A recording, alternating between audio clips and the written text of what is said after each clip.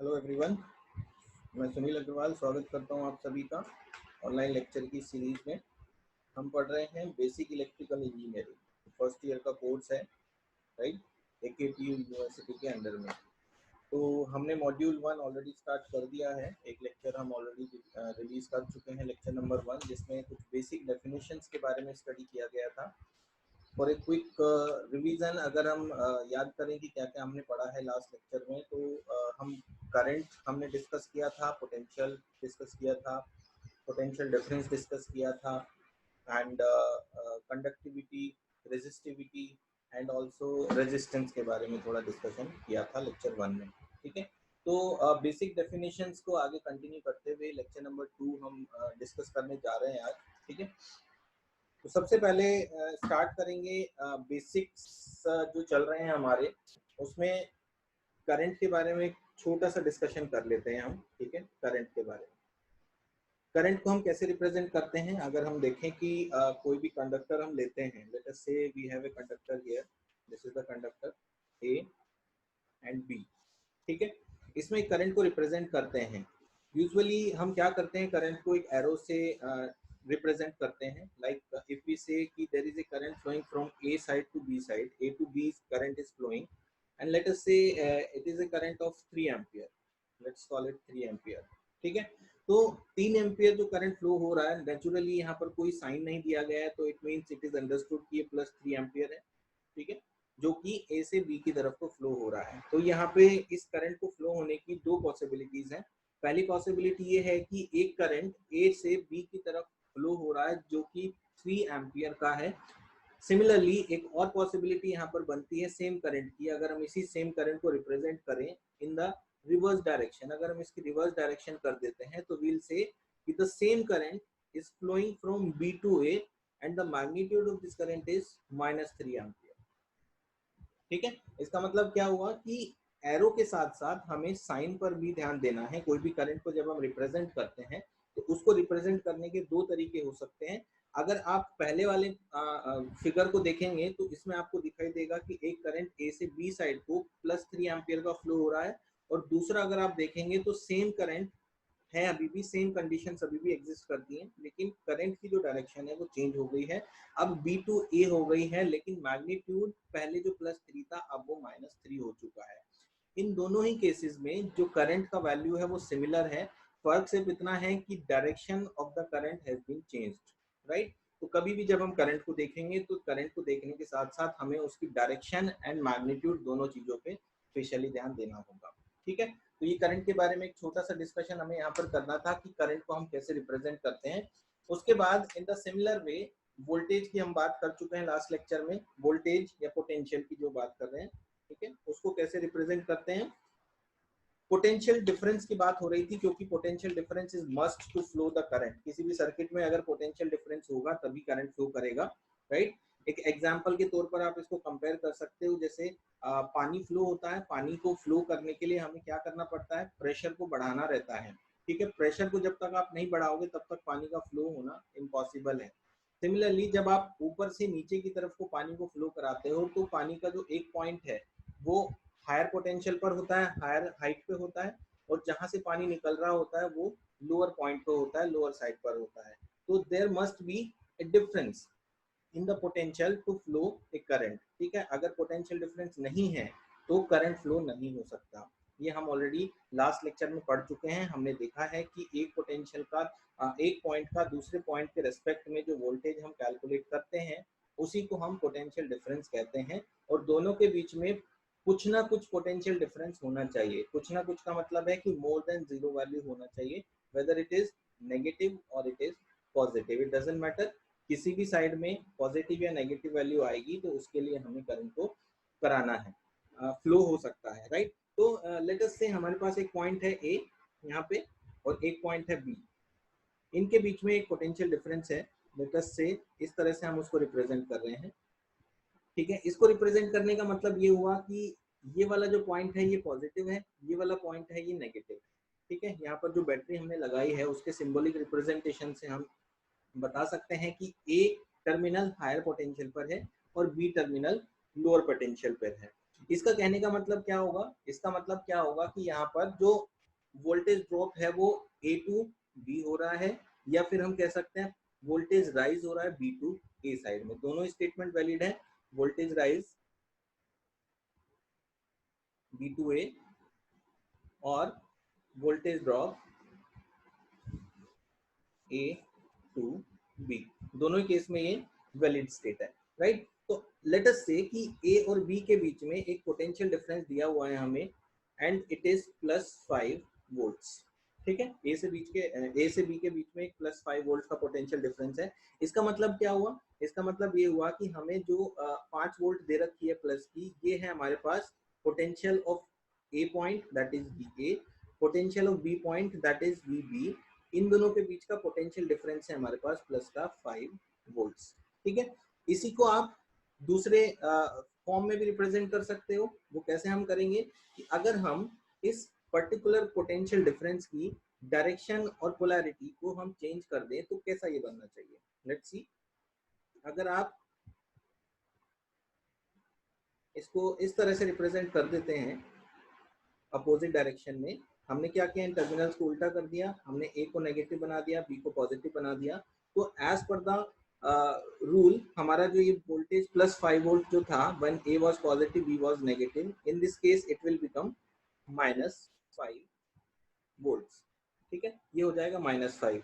तो देखते हैं कि हमारा ये कैसे हो रहा है। हमारा जो हायर पोटेंशियल है वो है वीबी, प्लस जो साइड है वो है वीबी पे, माइनस जो साइड है वो है वीए पे। तो VB minus VA is equals to कितना है, माइनस का 5 वोल्ट।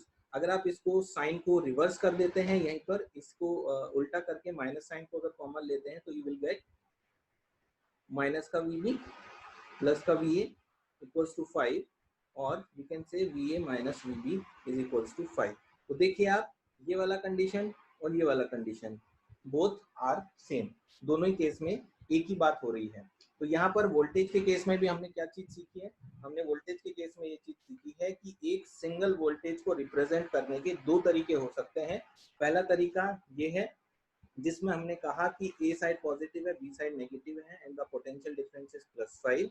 दूसरे में हमने कहा कि अगर ए को नेगेटिव और बी को पॉजिटिव बना दिया जाए, मतलब इनकी पोलैरिटी को रिवर्स कर दिया जाए, तो नेचुरली ये जो पोटेंशियल था, पोटेंशियल डिफरेंस था 5 वोल्ट प्लस का, ये हो जाएगा माइनस का 5 वोल्ट। इसको हमने प्रूफ करके भी यहाँ पर देखा, जिसको हमने पाया कि ये जो इक्वेशन है ये फर्स्ट केस की इक्वेशन है, ये सेकंड केस की इक्वेशन है, एंड फाइनली इसको सॉल्व करके हमने जो निकाला है वो अगेन पहले वाली इक्वेशन को ही हमने प्रूव किया है कि यही दोनों केस में फुलफिल होती है।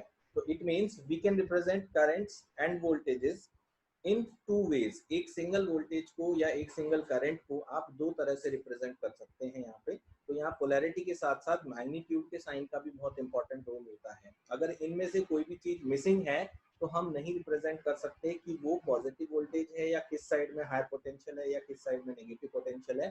सिमिलरली करंट के केस में अगर डायरेक्शन मिसिंग है तो वी कैन नॉट से कि किस डायरेक्शन में करंट जा रहा है और हम उसको पॉजिटिव लेंगे या नेगेटिव लेंगे। ठीक है, तो ये वोल्टेज और करंट से रिलेटेड बहुत इंपॉर्टेंट सी चीज है जो हमने यहाँ पर डिस्कस की है, राइट। आगे बढ़ते हैं।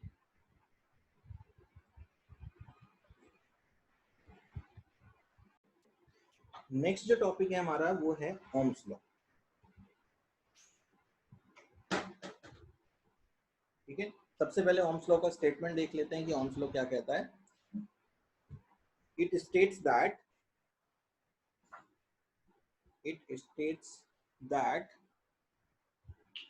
the potential difference between two ends of a conductor is directly proportional to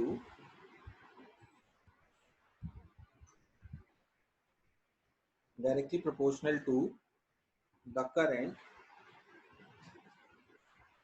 flowing through it, provided its temperature and other physical parameters remains unchanged। ठीक है, ये टोटल हो गया हमारा ओम्स लॉ का स्टेटमेंट। सबसे पहले इसको समझ लेते हैं कि क्या कह रहा है ये। देखिए, it states that the potential difference, मतलब वोल्टेज की बात हो रही है, the potential difference between two ends of a conductor is directly proportional to the current flowing through it provided its temperature and other physical parameters remains unchanged. हमारे पास क्या है, कंडक्टर है, this is we have a conductor A and B. ठीक है, क्या कह रहा है कि इस कंडक्टर में नेचुरली अगर कंडक्टर है तो कंडक्टर का कुछ ना कुछ अपना एक रेजिस्टेंस होगा, ये रेजिस्टेंस होना ही चाहिए क्योंकि there must be some resistance to create a voltage. Voltage तभी आएगा जब हमारे पास रेजिस्टेंस होगा, अगर रेजिस्टेंस नहीं है तो वोल्टेज जीरो होगा। क्यों जीरो होगा, अभी अभी हमने पोटेंशियल डिफरेंस के बारे में बात की थी। अगर दोनों का पोटेंशियल सेम हो जाएगा एग्जैक्टली तो दोनों के बीच का पोटेंशियल डिफरेंस जीरो हो जाएगा। And if there is no potential difference, then naturally there is no current. So we have to have a resistance in between A and B. तो एक resistance बना लेते हैं, ठीक है, ये है R। अब according to the Ohm's law, क्या कह रहा है Ohm's law? The potential difference between two ends, ये इसका potential difference है, this is V, potential difference between two ends A and B is directly proportional to the current flowing through it. Let us say a current flowing through this in this direction, we call it I, right? So according to Ohm's law,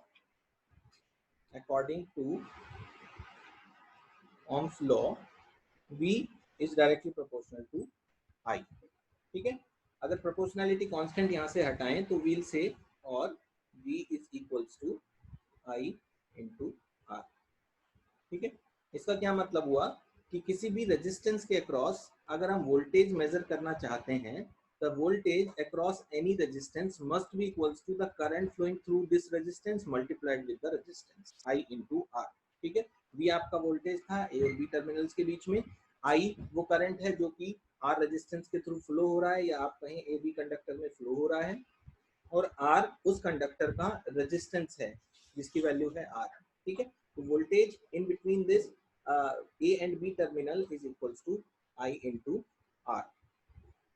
ठीक है, यहाँ पर R हमारा resistance है, हमें मालूम है, हम पढ़ चुके हैं रेजिस्टेंस के बारे में। R इज द रेजिस्टेंस जिसकी यूनिट होती है ओम, I हमारा करंट है जिसकी यूनिट होती है एम्पियर, एंड V हमारा वोल्टेज है जिसकी वोल्टेज यूनिट होती है वोल्ट्स। ठीक है, V को हम यहाँ पर पोटेंशियल डिफरेंस भी कह सकते हैं, voltage drop between A and B भी कह सकते हैं, and voltage across this resistance भी कह सकते हैं। ये तीनों चीजें हम यहाँ पर रिप्रेजेंट कर सकते हैं for this particular conductor, right. Okay, तो चलिए ग्राफिकली रिप्रेजेंट करके देखते हैं कि ओम्स लॉ के अकॉर्डिंग ग्राफिकल रिप्रेजेंटेशन कैसे बनता है। अब इस पर्टिकुलर रेजिस्टेंस से आप देखिए कि ये जो आर है ये कांस्टेंट है, आर इज कांस्टेंट वैल्यू, ये चेंज नहीं होगा। या तो आपके पास एक एक्सटर्नल रेजिस्टेंस होगा जिसकी वैल्यू फिक्स्ड होगी, या फिर ए बी कंडक्टर का एक रेजिस्टेंस है जो इंटरनल रेजिस्टेंस हो सकता है किसी भी वायर का, वो यहाँ पर हो सकता है। तो R is constant here. Now V की value is directly proportional to I है, because R is itself is a constant, that is why we are writing here V is directly proportional to I। तो अगर हम graphically Ohm's law को represent करें तो how we can represent it, we have an axis here, on the horizontal axis we have voltage V, on the vertical axis we have current I, right? So the voltage V directly depends on this I. It means we'll have a straight line passing through the origin like this। On the reverse side also, इसका मतलब क्या हुआ, we have a constant slope, ये है आपका constant slope जिसकी value जो कि रेजिस्टेंस के बराबर है। रेजिस्टेंस चूंकि कांस्टेंट है तो ये कांस्टेंट स्लोप है आपका जो कभी चेंज नहीं होगा। जैसे जैसे करंट की वैल्यू राइज और डिक्रीज होगी, मतलब अगर पॉजिटिव करंट होगा या नेगेटिव करंट होगा, उसी के अकॉर्डिंग आपका जो वोल्टेज है वो पॉजिटिव साइड और नेगेटिव साइड चेंज हो सकता है। इस पर्टिकुलर क्वाड्रेंट में आप देखोगे कि करंट ऊपर की तरफ को जा रहा है, मतलब करंट पॉजिटिव है। करंट पॉजिटिव है तो वोल्टेज भी पॉजिटिव डायरेक्शन में चेंज हो रही है। नीचे की साइड में आप आएंगे तो करंट आपको दिखाई देगा कि नेगेटिव साइड में अगर करंट को हम राइज कर रहे हैं, ये 0 पॉइंट है, दिस इज 0, करंट इधर नेगेटिव साइड जा रहा है, तो करंट जब नेगेटिव हो जाएगा तो वोल्टेज भी नेगेटिव ही होगा। It means voltage and current both are directly proportional to each other. इस फिगर को बोलते हैं ग्राफिकल रिप्रेजेंटेशन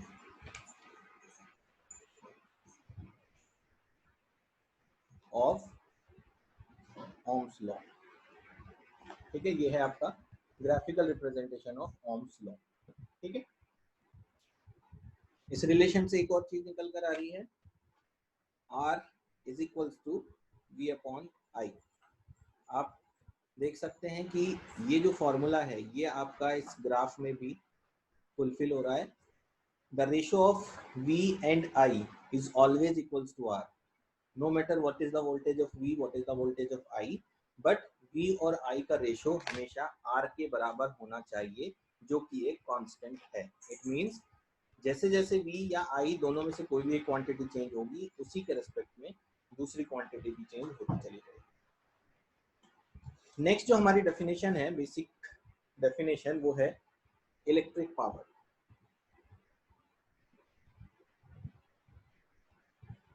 इलेक्ट्रिक पावर क्या होती है? इलेक्ट्रिक पावर, सबसे पहले इसकी डेफिनेशन देखेंगे हम। What is the electric power? The rate at which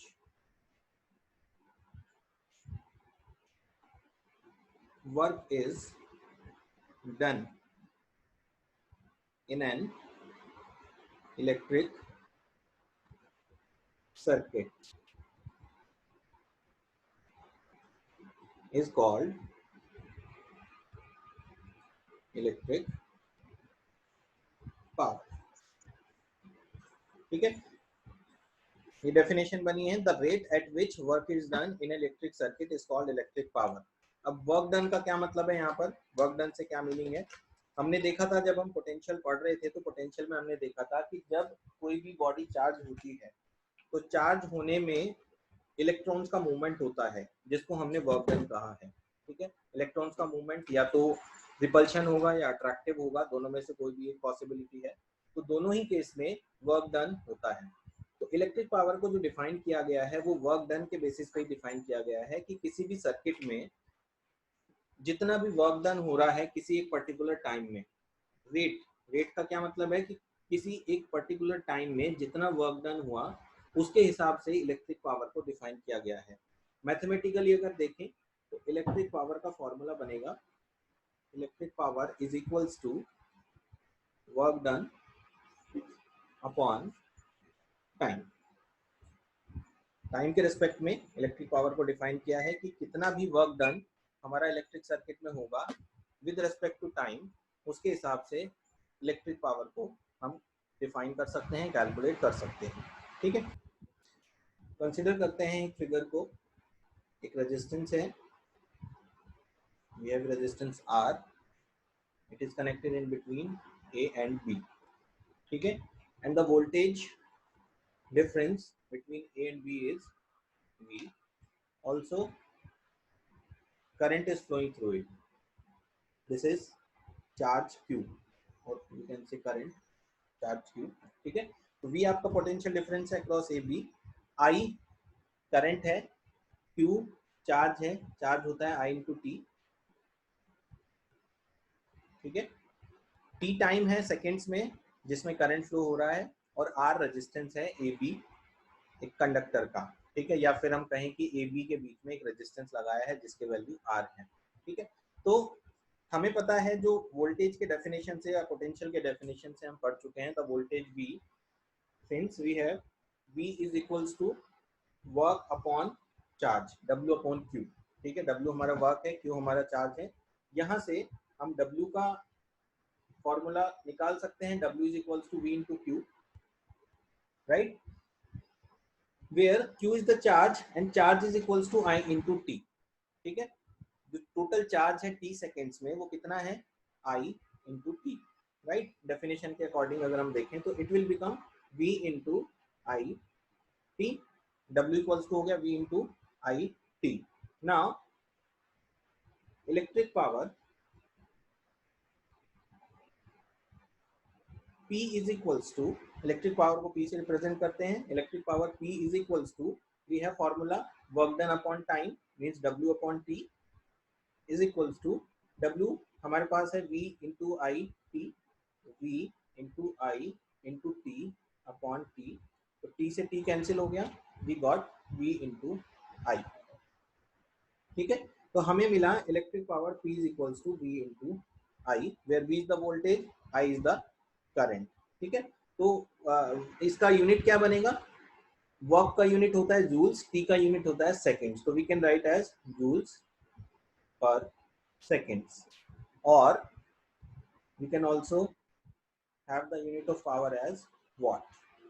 ठीक है, वॉट यूनिट हो गया पावर का। आगे फर्दर अगर इसको हम प्रोसीड करें तो V इज इक्वल्स टू क्या होता है, अभी अभी हमने ओम्स लॉ पढ़ा है, V equals to I into R होता है। तो as per the Ohm's law अगर V की जगह I इंटू आर रखें तो I into R multiplied with I that is equals to I square R. ठीक है, ऑल्सो V के टर्म में अगर हम देखें तो this formula can be converted as V square upon R, क्योंकि I इज इक्वल्स टू होता है V बाई आर, तो I स्क्वायर हो गया V square upon R square, एक R से स्क्वायर कैंसिल हो गया तो हमें मिलेगा V स्क्वायर अपॉन आर। ठीक है, तो इन सब की यूनिट्स है हमारी वॉट्स और जूल्स पर सेकेंड। ठीक है, तो जूल्स पर सेकेंड और वॉट जो यूनिट है वो है एसआई यूनिट, इलेक्ट्रिक पावर की एसआई यूनिट है वो।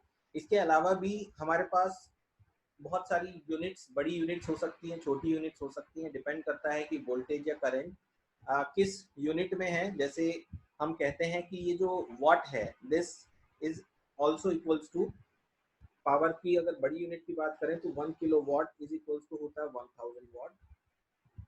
Similarly 1 megawatt is equals to होता है 10 टू द पावर 6 वॉट। ठीक है, इसको बोलते हैं 1 kilowatt that is equals to 1000 watt, और इसको बोलते हैं 1 megawatt is equals to 10 to the power 6 watt. ये लार्जर यूनिट्स हैं, बड़ी यूनिट्स हैं जो यूज में आती हैं। ठीक है, ओके, आगे चलते हैं। नेक्स्ट जो डेफिनेशन है हमारी वो है electrical energy. Electrical energy basically electrical power से ही रिलेट करती है। सबसे पहले डेफिनेशन लिखेंगे इलेक्ट्रिकल एनर्जी का, ये होता है total work done in an electric circuit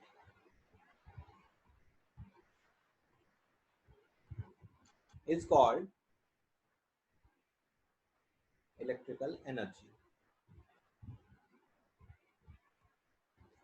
ठीक है, इसका मतलब मैथमेटिकली अगर हम लिखें electrical energy is equals to work done, मतलब electrical power multiplied with time. Total work done in an electric circuit, total कितना वर्क हुआ है उसको हम कैसे डिफाइन कर सकते हैं, work done is defined as electric power multiplied with the time. ठीक है, तो इलेक्ट्रिकल एनर्जी हमारा हो गया electric power multiplied with the time. Electric power का फॉर्मूला क्या है, अभी अभी हमने निकाला है V इंटू आई, तो we can write it as V into I multiplied with T, time हो गया t। ठीक है, also we can write it as I square R into T और V square upon R into T. ये है हमारा electrical energy. ठीक है, इलेक्ट्रिकल एनर्जी से ही हम इलेक्ट्रिसिटी बिल देते हैं। जो भी हमारे पास इलेक्ट्रिसिटी बिल आता है, पावर सप्लाई हम यूज करते हैं घर में, यूज करने के बाद मंथ के एंड में जो हम पेमेंट करते हैं बिजली के बिल का, वो इलेक्ट्रिकल एनर्जी से ही आता है। मतलब टोटल कितना पावर कितने समय में हम यूज कर रहे हैं उसके हिसाब से हमारा इलेक्ट्रिकल एनर्जी बनता है। इसकी जो यूनिट है, अगर हम इलेक्ट्रिक पावर को वॉट में लें और टाइम को सेकंड में लें तो एनर्जी क्या होगी? अगर इलेक्ट्रिक पावर हमारा वॉट में है और टाइम हमारा सेकंड में है तो इलेक्ट्रिकल एनर्जी की जो यूनिट हो जाएगी वो हो जाएगी वॉट सेकंड। एनर्जी की जो यूनिट है वो हो जाएगी वॉट सेकंड। ठीक है, अगर हम पावर को वॉट में ले रहे हैं, टाइम को आवर्स में ले रहे हैं, तो एनर्जी की जो यूनिट है वो हो जाएगी वॉट आवर।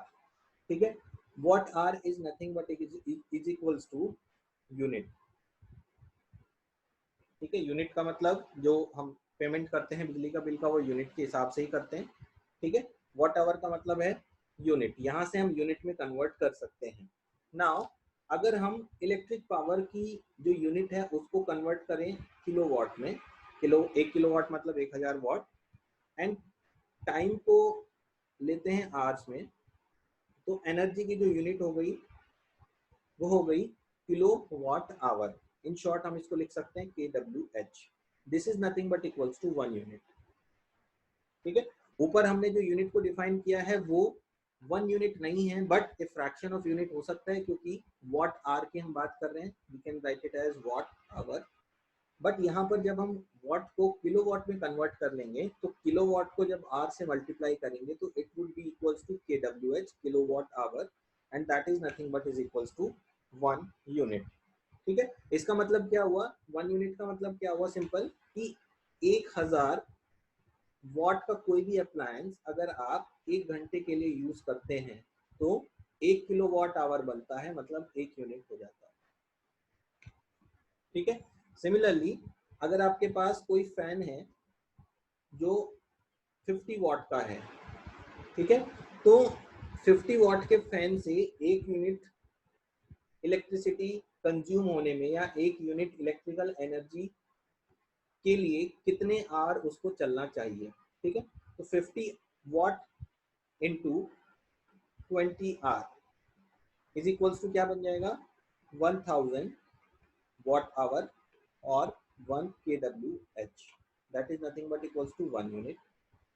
इसका मतलब क्या हुआ कि कोई अगर 50 वॉट का अप्लायंस है, एक पंखा हो सकता है, बल्ब हो सकता है, उसको अगर आप 20 घंटे चलाते हैं तो वो 20 घंटे चलने के बाद 1000 वॉट आवर का एनर्जी कंज्यूम करता है। इट मीन्स 1 यूनिट वो एनर्जी को कंज्यूम कर लेता है। तो this is how we basically calculate energy consumption. इसी कॉन्सेप्ट के अकॉर्डिंग ही हम एनर्जी कंजम्पशन को निकालते हैं। ये जो कॉन्सेप्ट है हमारा, इसी के हिसाब से हम कोई भी एनर्जी कंजम्पशन को निकाल सकते हैं। ठीक है, जैसे आपके घरों में बहुत सारे अप्लायंसेस लगे होते हैं, सारे अप्लायंसेस पे वॉटेज रीडिंग लिखी होती है। चले ट्यूबलाइट को आप देखिए, एलईडी बल्ब को आप देखिए, फैन को देखिए, रेफ्रिजरेटर को देखेंगे, टीवी को देखेंगे, हर जगह कुछ ना कुछ वॉट रेटिंग लिखी रहती है। तो सिंपली उन वॉटेज रेटिंग्स को आप नंबर ऑफ आवर्स से अगर मल्टीप्लाई कर देते हैं कि वो पर्टिकुलर अप्लायंस एक दिन में कितना चला, उससे आपको पता चल जाता है कि उस पर्टिकुलर अप्लायंस से पूरे दिन भर में कितना एनर्जी कंजम्पशन हो रहा है। ठीक है, तो on this basis only electricity bill का कैलकुलेशंस भी किया जा सकता है, एक अप्रोक्सीमेशन लगाया जा सकता है कि कितना अप्रोक्सीमेट इलेक्ट्रिकल कंजम्पशन यहाँ पर होगा। ठीक है, तो this is about the electrical energy. So this is done for this particular lecture. Lecture number 2 को हम यही स्टॉप कर रहे हैं। बेसिक डेफिनेशंस का जो पोर्शन है वो यहाँ पर खत्म हो जाता है। आगे जब हम बढ़ेंगे तो दूसरे टॉपिक के साथ नेक्स्ट लेक्चर लेके आएंगे, राइट? टिल देन आप वेट करिए नेक्स्ट लेक्चर का। Okay, thank you.